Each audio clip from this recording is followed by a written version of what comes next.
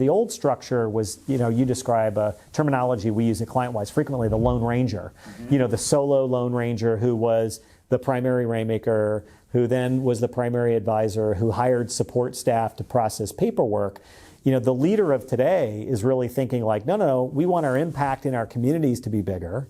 We want to build deeper relationships multi-generationally with clients, and we can today.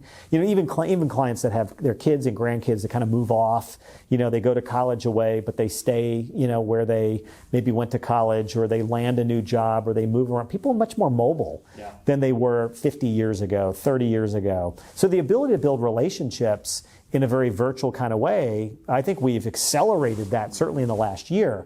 But that's realistic. And so when I say experience with the client among multiple team members, it's not a one-to-family relationship or a one-to-a multi-generational relationship. It's really many on the team, multiple members of a team, serving a client more holistically. And so what happens is early days, right, in the smaller solo-owned firms, one person's doing everything. And then you start hiring.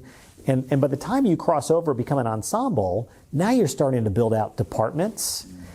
You're starting to scale up and share the advising capability.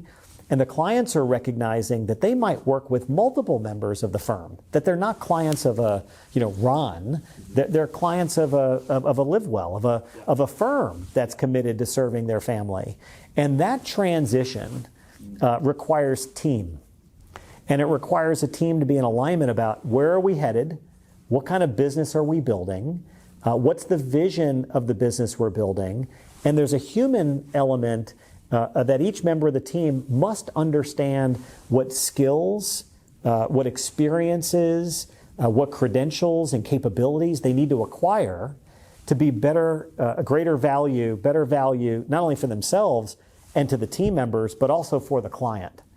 And attracting talent, building a culture where people are excited to be on a career journey and a career path that's tied to the future success of the business. You talk about future of advice. That's what this podcast is all about.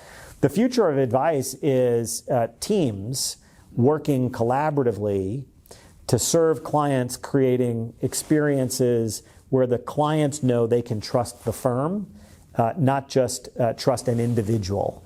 And that transparency, that partnership, that complete piece is differentiating when firms pull it off well.